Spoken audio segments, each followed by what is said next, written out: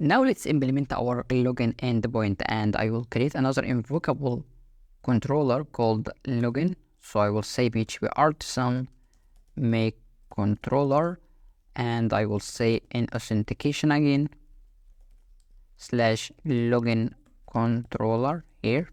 And now it's created. Open our controller in authentication, and here we have our controller here. And then I will create a new invocable function, invoke here, and I will create another request for login using PHP artisan make request login request here, and I will set it to true. Then I want to make user login using email and password. So I will say email, it must be required, and email, right? And also password, it's required, right? Then move to our controller, and let's use this login request here, and I will say request. Then I will say here attempt to login, if not auth attempt here using request validated. As we know, this will try to login, and if it failed, I will say return response JSON here with message login failed, right? And if success, I will create a user here, or fetching the current user from request here, request user, and I will say token also equal to user create token, the same like we did in register, right? Method, and the token name will be login token, also any name you want, and it will be expire after 1 year, also expires add. Now add here,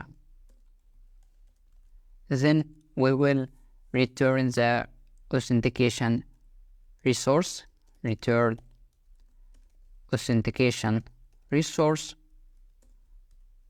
make here, and compact the user and token, user and token.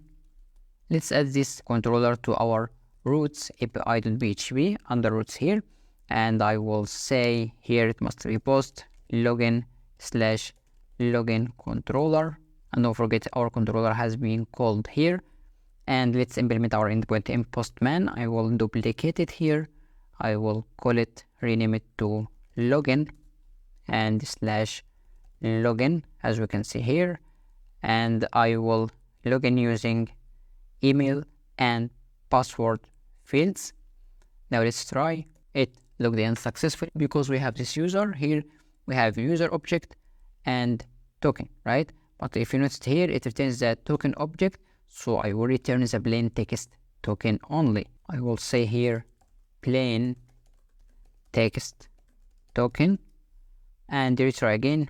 Now we have our user and token plain text, as we can see here. The same like in the register, I want to return only ID, name and email. Then I will say here user equal to user only, here ID, name and email. Back and relogin again, works correctly. And if I try to login with incorrect data, I will receive the message login failed. But if you notice here, we have the 200, which means success, but it's failed actually. So I will say here inside our login controller, the status code must be 400 or 401. Let's make it 400 bad request. Now let's try again. We have error bad request here instead of success 200, right? Here's quickly the login. See you next video.